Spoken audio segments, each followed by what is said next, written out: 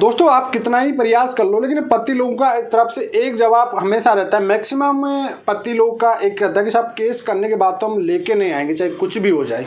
आखिर ये सब क्यों होता है? कल परसों एक दो कमेंट आए कि सर आखिरकार आप इतना प्रेशर क्यों डालते हो हमेशा बार बार। कहीं काफ़ी वीडियो आपके एक दो वीक में आता है जाता है कि साहब केस विड्रॉल करो, साथ में रखो, अपने साथ रहो। देखिए दोस्तों मेरा उसमें कोई बेनिफिट नहीं है। मैं हमेशा चाहता हूं कि जो भी आपके बीच में हस्बैंड वाइफ है दोनों के बीच में लड़ाई झगड़े छोटी मोटी जो भी बात है, ईगो अहंकार की भी जो भी बात है, सब कुछ को अगर आपको समझ आ गई है, मेरी कुल मिलाकर बात यह है कि आपको समझ में आ गई है अच्छे से कि कोर्ट कचहरी में कुछ भी नहीं है, अपने रिश्ते की वैल्यू समझ में आ गई है, तो साथ रह लीजिए।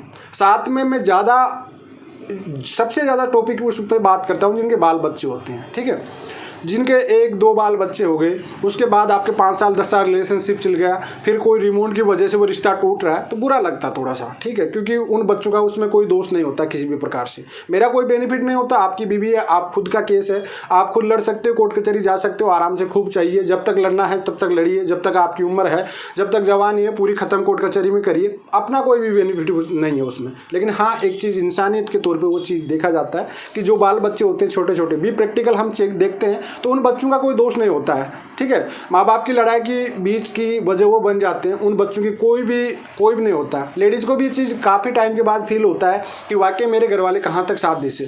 मैं कई लेडीज़ों को ऐसे देखा हूँ जो उनके 2 साल 3 साल खुद के घर वालों को कहने पर उन्होंने पहले केस किया, उसके बाद आज वो खुद के घर वालों की सच्चाई जानने के बाद खुद कहती है कि शायद मैं बहुत बड़ी गलती कर दी। लेकिन गलती करने के बाद झुकना पॉसिबल भी नहीं होता क्योंकि बात वहाँ पे आ जाती फिर एटीट्यूड पे, ईगो पे, वहीं पे कि साहब हम क्यों झुके, और इसी चक्कर में आप कोर्ट कचहरी में बर्बाद होते रहते हैं।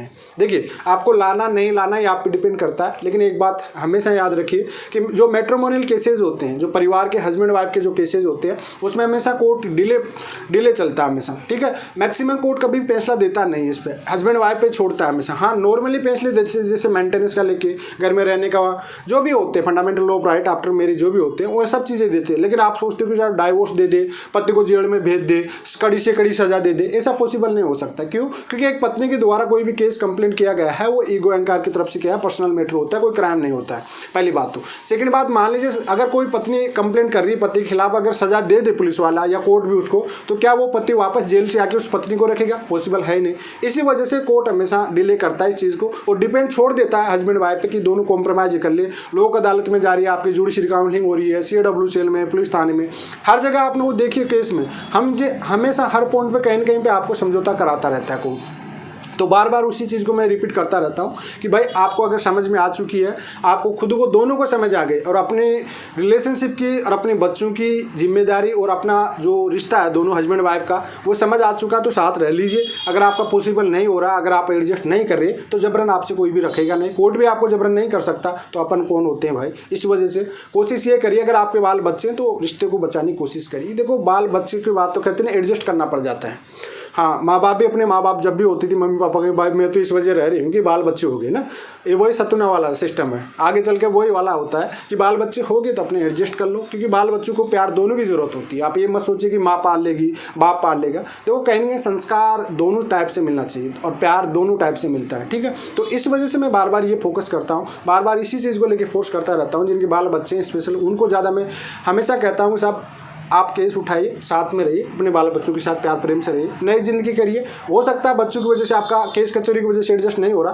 फिर भी बच्चों की वजह से एडजस्ट कर लीजिए। देखो लाइफ है ये एडजस्ट ही चलती है, ऐसा नहीं कि पूरा 100% मिल जाए। तो इस वजह से अपना इंटेंशन यही रहता है कि साथ रहिए, आराम से रहिए, कोर्ट में बर्बादी होने में कोई फ़ायदा नहीं है।